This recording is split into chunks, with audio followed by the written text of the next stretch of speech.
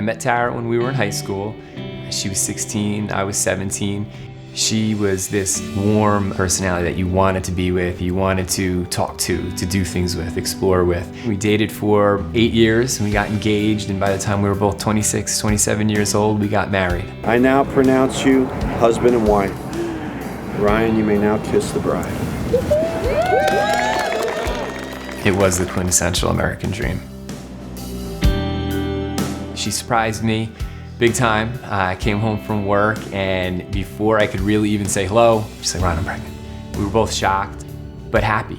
We began getting the house ready and just kind of getting a plan on the type of parents we wanted to be. Labor and delivery all happened pretty quickly, and the next thing I know, I'm holding my baby boy for the first time. I look down at Tara, she's holding for the first time, and I remember saying, "What do you think he is?" And she goes, "I think he's a Brandon." I'll never forget that moment, looking in her eyes, the emotion and how proud she was. About a few hours after Brandon was born, Tara began to not feel well. She had some fainting issues that we were concerned with. We began telling our healthcare providers, our team. Before we left the hospital, we had asked the doctor, one last time, would you please check, make sure Tara's okay. She truly felt something was wrong. We went home, started to get settled in. Hi, Brandy Bear. Say hello, everybody. Say I'm here.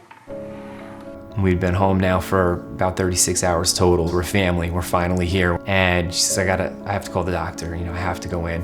Something's wrong. We ended up back in the hospital, and over the period of the next 2 days, her condition just kind of began to get worse and worse. She had an infection, and she had gotten to the point where it had spread throughout her entire body. And to watch the person that you love so much have to go through that and watch her just slowly become, almost incapacitated it's devastating. March 31st, 2011, she passed away early that morning. The thought that Tara could pass away from something associated with giving birth, it never crossed my mind. I learned about maternal mortality only because it happened to me. Tara was a teacher. She educated people, she helped people, and her legacy, in my mind, is best kept. It grows. If I can come out and I can tell what happened to her, it makes what happened to her matter.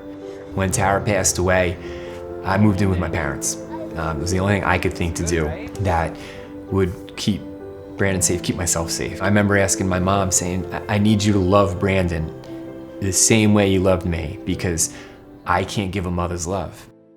It was about 2 years where some friends of mine began to encourage me, saying, "We knew Tara. We know she wants you to be happy." I met Mary on a dating website. I said, maybe there's someone out there who's been through the same thing. I was originally married when I was 23 years old. 3 years after we were married, my first husband passed away from a heart attack suddenly. It took many years for me to realize that I needed to start dating again. So about 3.5 years ago, I filled out a profile online, and Ryan sent me a very short and sweet email. She's this amazing woman. It's unbelievable to have been able to find someone to do life with again. Ryan and I dated for 1.5 years before he proposed. He had Brandon propose with the ring and asked me to be his mom. So, you can't say no to that. I love school. All right, unbuckle. Grab your backpack. I wasn't sure I could ever go through, having another child. And I meet this woman who has taught me how to live life again, how to love again. I wouldn't want Brandon to not grow up without a sibling. It's kind of my chance to have that life that I've always wanted.